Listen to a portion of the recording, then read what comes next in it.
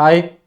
ഇപ്പോൾ thermal properties of മാറ്ററിൻ്റെ balance questions entrance questions നമ്മൾ വർക്കൗട്ട് ചെയ്യാൻ പോവാണ്. റെഡി അല്ലേ? സ്ട്രോങ് അല്ലേ? അപ്പോൾ നമുക്ക് ക്വസ്റ്റ്യനിലേക്ക് കിടക്കാം. ആദ്യത്തെ ക്വസ്റ്റ്യൻ ഇതാ സ്ക്രീനിലുണ്ട്, വായിച്ചു നോക്കൂ. എന്താണ് അസർഷൻ? റീസൺ ടൈപ്പാണ്. അസർഷൻ വായിച്ചു നോക്കൂ. A hollow metallic closed container with a small opening maintained at a high temperature can act as a source of black body radiation. അടിപൊളിയാണ്, നമ്മൾ പഠിച്ചതാണ്. ഇതൊരു ബ്ലാക്ക് ബോഡിക്ക് എക്സാമ്പിളായിട്ടൊക്കെ നമ്മൾ പഠിച്ചതാണ് അല്ലേ? അപ്പോൾ അസർഷൻ കറക്റ്റാണ്. ഇനി അടുത്തെന്താണ്? രണ്ടാമത്തെ statement, all metals act as black body radiator. അതത്ര ശരിയല്ലല്ലോ. അപ്പോൾ അതത്രയും ശരിയല്ല. അപ്പോൾ റീസൺ റോങ് ആണ്. അപ്പോൾ അസർഷൻ ട്രൂ ആണ്, പക്ഷേ റീസൺ എന്താണ്? തെറ്റാണ്. ഇതിനകത്ത് തന്നിരിക്കുന്നതിനകത്ത് ഏതാണ് ആൻസർ? സി ആണ് ഇതിൻ്റെ ആൻസർ. നല്ല എളുപ്പമല്ലേ? നല്ല ക്വസ്റ്റ്യൻ. അടുത്ത ക്വസ്റ്റ്യനിലേക്ക് പോകാം. എന്താ? In which of the following phenomena heat waves travel along straight lines with speed of light? എന്താണ്? ഹീറ്റ് സ്ട്രൈറ്റ് ലൈനിൽ സഞ്ചരിക്കുന്നു ലൈറ്റിൻ്റെ അതേ സ്പീഡിൽ. ഏത് ഫിനോമിനോണിലാണ്? വായിച്ചു നോക്കിയാൽ പെട്ടെന്ന് മനസ്സിലാവും. എന്താണ്? തെർമൽ റേഡിയേഷനാണ്. സണ്ണിൽ നിന്നൊക്കെ ഹീറ്റ് ഇങ്ങോട്ട് സഞ്ചരിച്ച് വരുന്നത് എന്താണ്? റേഡിയേഷൻ പ്രോസസ്സ് വഴിയല്ലേ? അപ്പോൾ അത് ഇലക്ട്രോ മാഗ്നറ്റിക് വേവ് ആണ് ആക്ച്വലി ഹീറ്റ് എന്ന് പറയുന്നത്. അപ്പോൾ സ്ട്രൈറ്റ് ലൈനിൽ ലൈറ്റിൻ്റെ അതേ സ്പീഡിൽ സഞ്ചരിച്ച് വരും. അപ്പോൾ ആൻസർ ഏതാണ്? ഡി ആണ്. അടിപൊളിയല്ലേ? അതിനകത്ത് കൺഫ്യൂഷൻ അടിക്കേണ്ട കാര്യമില്ല. അടുത്ത question, a piece of iron is heated in a flame. എന്താണ്? ഒരു പീസ് അയൺ ഒരു ഫ്ലെയിമിൽ വെച്ചിട്ട് ചൂടാക്കും. First becomes dull red. ആദ്യം അത് എന്ത് കളറായി? റെഡായി. ഓക്കെ. കുറേ നേരം കഴിഞ്ഞപ്പോൾ റെഡിഷ് യെല്ലോ, ഇപ്പോൾ ഒരു യെല്ലോയിഷ് കളറായിട്ട് മാറി. ഓക്കെ, യെല്ലോ എന്ന് പറയാം. Okay. Finally turns white hot. പിന്നീട് വൈറ്റായി. ആയിക്കോട്ടെ. അപ്പോൾ നമ്മൾ ഇവിടെ നിന്ന് ഇങ്ങോട്ട് ചിന്തിച്ചു കഴിഞ്ഞാൽ റെഡിന് വേവ് ലെങ്ത് കൂടുതലാണ്, യെല്ലോയ്ക്ക് വേവ് ലെങ്ത് ശകലം കൂടെ കുറവാണ് അല്ലേ? ആണ്. അപ്പോൾ വേവ് ലെങ്ത് കുറയുന്നു അല്ലേ? അപ്പോൾ ടെമ്പറേച്ചർ കൂടിക്കൊണ്ടിരിക്കുകയാണ്. അപ്പോൾ ടെമ്പറേച്ചർ നമ്മൾ കൂടുമ്പം എന്ത് സംഭവിക്കുന്നു? ടെമ്പറേച്ചർ കൂടുന്നു, വേവ് ലെങ്ത് കുറയുന്നു. ഇതാണ് നമ്മൾ കണ്ടത്. ഇത് ഏത് ലോയിലാണ് ഇത് വരുന്നത്? നിങ്ങൾ പറ. നിങ്ങൾ പഠിച്ചതല്ലേ? നമ്മുടെ ഏത് ലോയിലാണ് അത് വരുന്നത്? ഇതാ ഇവന് ഓർമ്മയുണ്ടോ? Wien's displacement law. Wavelength corresponding to maximum energy is എന്താണ്? ഇൻവേഴ്സ്ലി പ്രൊപ്പോർഷണൽ ടു ടെമ്പറേച്ചർ എന്ന് പറഞ്ഞ് പഠിച്ചതല്ലേ? അപ്പോൾ ടെമ്പറേച്ചർ കൂടുമ്പോൾ എന്താ? വേവ് ലെങ്ത് എന്ത് ചെയ്യും? കുറയും. അപ്പോൾ വേവ് ലെങ്ത് കുറഞ്ഞു. റെഡ് എന്ന് പറയുന്നത് എന്തായിട്ട് മാറി? യെല്ലോ ആയിട്ട് മാറി. നമ്മൾ അയണിനെ ചൂടാക്കിക്കൊണ്ടിരിക്കുകയാണ്. അപ്പോൾ ടെമ്പറേച്ചർ കൂടാൻ, ടെമ്പറേച്ചർ കൂടിയപ്പോൾ യെല്ലോ ആയിട്ട് മാറി. കണ്ടോ? റെഡ് യെല്ലോ ആയിട്ട് മാറി. അപ്പോൾ വേവ് ലെങ്ത് കുറഞ്ഞു. അപ്പോൾ ഏത് ലോ വെച്ചിട്ടാണ് ഇത് എക്സ്പ്ലെയിൻ ചെയ്യുന്നത്? Wien's displacement law. അപ്പോൾ ഇതൊക്കെ സൂക്ഷിക്കണം. ഇതൊക്കെ സ്ഥിരമായിട്ടുള്ള എൻട്രൻസ് ക്വസ്റ്റ്യൻസ് ആണ്. നല്ല ക്വസ്റ്റ്യൻ. ഓക്കെ. തെറ്റിക്കാൻ ചാൻസ് ഉണ്ട്, അതുകൊണ്ട് സൂക്ഷിക്കണമെന്ന് പറഞ്ഞു. അടുത്ത question, temperature of two bodies A and B are respectively 727 degrees Celsius, 327 degrees Celsius. The ratio of heat of A to heat of B എന്നാണ് ചോദ്യം. ഓക്കെ. Radiated by them. നമുക്ക് അറിയാവുന്നതാണ്. ഇവിടുത്തെ ടെമ്പറേച്ചറിനെ എന്തിലോട്ട് മാറ്റണം? കെൽവിൻ സ്കെയിലിലോട്ട് മാറ്റണം. അല്ലാതെ ചെയ്താൽ പണി കിട്ടും. അപ്പോൾ നിങ്ങൾക്ക് പണി കിട്ടാൻ വേണ്ടി അവിടെ സ്ട്രെയിറ്റ് വാല്യൂസൊക്കെ കൊടുത്തിട്ടുണ്ട്. അപ്പോൾ നമുക്ക് ഓരോന്നിനെ ഒന്ന് ചെയ്യാം മക്കളെ.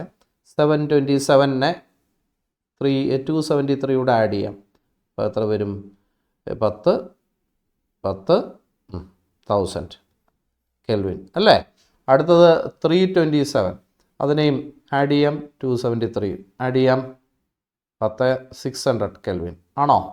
ഇനി ഹീറ്റിൻ്റെ റേഷ്യോ എത്രയെന്നാണ് ചോദ്യം. നമ്മൾ പഠിച്ചിട്ടുള്ളതാണ് ഇതെല്ലാം. നമ്മൾ എന്താണ് ഹീറ്റിൻ്റെ ratio? Heat energy radiated by them. Heat energy radiated is directly proportional to fourth power of absolute temperature എന്ന് നമ്മൾ പഠിച്ചവരാണ്. heat energy radiated per unit area per second പറഞ്ഞല്ലേ? is directly proportional to fourth power of absolute temperature, Kelvin സ്കെയിലിലെ temperature. അപ്പം നിങ്ങൾ തന്നെ ഇവിടുത്തെ first കേസിൽ E1 എന്ന് പറയുന്നത് പ്രപ്പോർഷൻ 1000 അല്ലേ? E2 എന്ന് പറയുന്നത് പ്രപ്പോർഷൻ 600. അപ്പോൾ E1/E2 ഈസ് ഈക്വൽ ടു പറഞ്ഞോളൂ 1000 ഡിവൈഡഡ് ബൈ 600.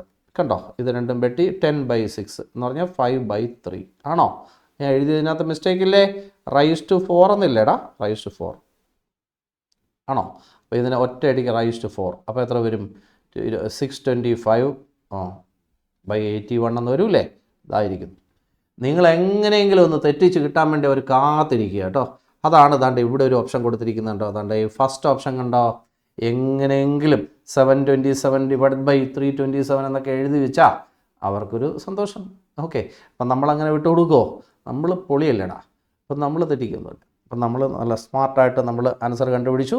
ഓപ്ഷൻ ഡി ആണ്. അടുത്ത ക്വസ്റ്റ്യനിലേക്ക് പോകാം. അടുത്ത ക്വസ്റ്റ്യൻ വായിക്കും.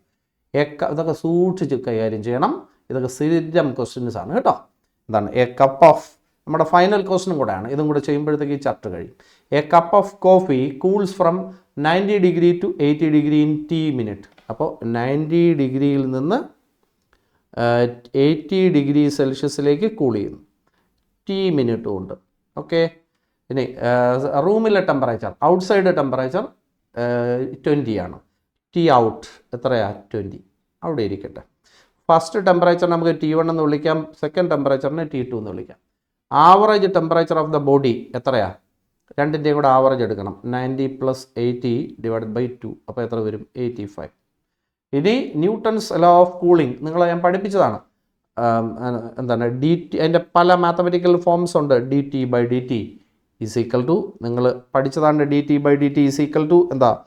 K T minus T out എന്നാണ്. എന്താണ് അവിടെ ഡയറക്ട്ലി പ്രൊപ്പോർഷണൽ ടു എന്തെന്നാണ് പഠിച്ചത്? Temperature difference between body and surrounding എന്നാണ്. അന്ന് ഞാൻ പഠിപ്പിച്ചപ്പോൾ തന്നെ പറഞ്ഞു, ടെമ്പറേച്ചർ ഓഫ് ദ ബോഡി എന്ന് പറയുന്നത് മീൻ ടെമ്പറേച്ചർ ഓഫ് ദ ബോഡിയാണ്. അപ്പോൾ ഇതാണ് ചിന്തിക്കാനുള്ളത്. ഇവിടെ DT ചിന്തിക്കുക. DT എന്ന് പറഞ്ഞാൽ change of temperature. Change of temperature ഇവിടെ എത്രയിൽ നിന്ന് എത്രയായിട്ട് മാറി? 90ൽ നിന്ന് 80 ആയിട്ട് മാറി. അതിനെടുത്ത ടൈം എത്രയാണ്? T is equal to K into T എത്രയാണ്? 85 മൈനസ് 20 എന്നാണ്. ഓക്കെ, അപ്പോൾ നമുക്ക് ചെയ്യാം. 10/T is equal to K into 65. അവിടെ ഇരിക്കട്ടെ. ഇത് ഫസ്റ്റ് ഇക്വേഷൻ, ഇക്വേഷൻ നമ്പർ 1 അവിടെ ഇരിക്കട്ടെ. പ്രയാസം ഇല്ലെന്ന് എനിക്കറിയാം. ഇനി അടുത്ത ബോഡിയുടെ കേസിൽ 80 ഡിഗ്രിയിൽ നിന്ന് 60 ഡിഗ്രിയിലേക്ക് ബോഡി കൂൾ ചെയ്യുന്നു എന്ന് കണ്ടോ? ഔട്ട്സൈഡ് ടെമ്പറേച്ചർ അപ്പോഴും എത്ര തന്നെ? 20 തന്നെ. ഓക്കെ, അതിനെടുക്കുന്ന ടൈം എത്ര എന്നാണ്? ആ ടൈം എത്ര? ഇതാണ് ചോദ്യം. ഓക്കെ, അപ്പോൾ ഇതിനകത്ത് ഇപ്പോഴത്തെ ടൈം എത്ര എന്നാണ് നമ്മൾ കണ്ടുപിടിക്കേണ്ടത്. അപ്പോൾ T കണ്ടുപിടിക്കാം. ഈ Tയെ നമുക്ക് ടൈം നമുക്ക് T' എന്ന് വിളിക്കാം. എന്താ? ഓക്കെ, അപ്പോൾ ഈ ടൈം കണ്ടുപിടിക്കണം. നോക്കാം, ചെയ്യാമല്ലോ. അപ്പം നിങ്ങൾ തന്നെ പറഞ്ഞോളൂ. ഇതേപോലെ നമുക്ക് എഴുതാം. DT/dt is equal to K T minus T out എന്നാണ്. ഇനി സൈഡിലോട്ട് ഞാൻ ചെയ്യാം. What is average temperature of the body? ബോഡിയുടെ ടെമ്പറേച്ചർ 1860 ആണ്. അപ്പോൾ 80 + 60 ഡിവൈഡ് ബൈ 2. അപ്പോൾ ആൻസർ എത്ര വരും? 70. ഓക്കെ, ഇനി ഇതിൽ വാല്യൂ ഇടുക. DT change of temperature of the body എത്ര? 80ൽ നിന്ന് 60യിലേക്ക്. ഇതിനെടുക്കുന്ന ടൈം T' ആണ്. ഈസ് ഈക്വൽ ടു K അതുപോലെ എഴുതി. ഇനി ബാക്കി പറയണം. Tയുടെ വാല്യൂ 70 മൈനസ് 20. ഇനി ഒന്നും കൂടെ ചെയ്യാം. 20 divide by T' equal to K into 50. Okay, അവിടെ ഇരിക്കട്ടെ. Equation number 2. ഓക്കെ, നമുക്ക് ഇക്വേഷൻ 1നെ 2 കൊണ്ട് ഡിവൈഡ് ചെയ്യണം. അപ്പോൾ എന്ത് വരും?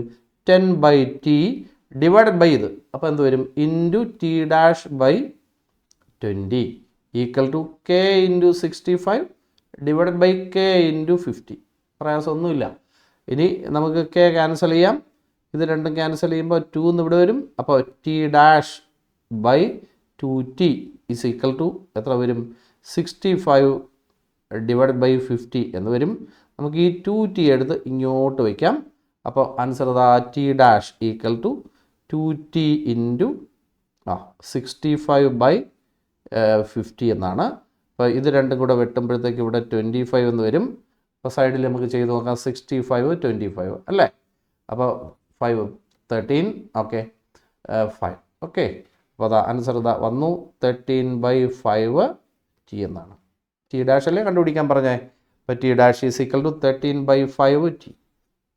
നമ്മുടെ ആൻസർ ഇതാ കിട്ടിയിട്ടുണ്ട്. എളുപ്പമല്ലേ?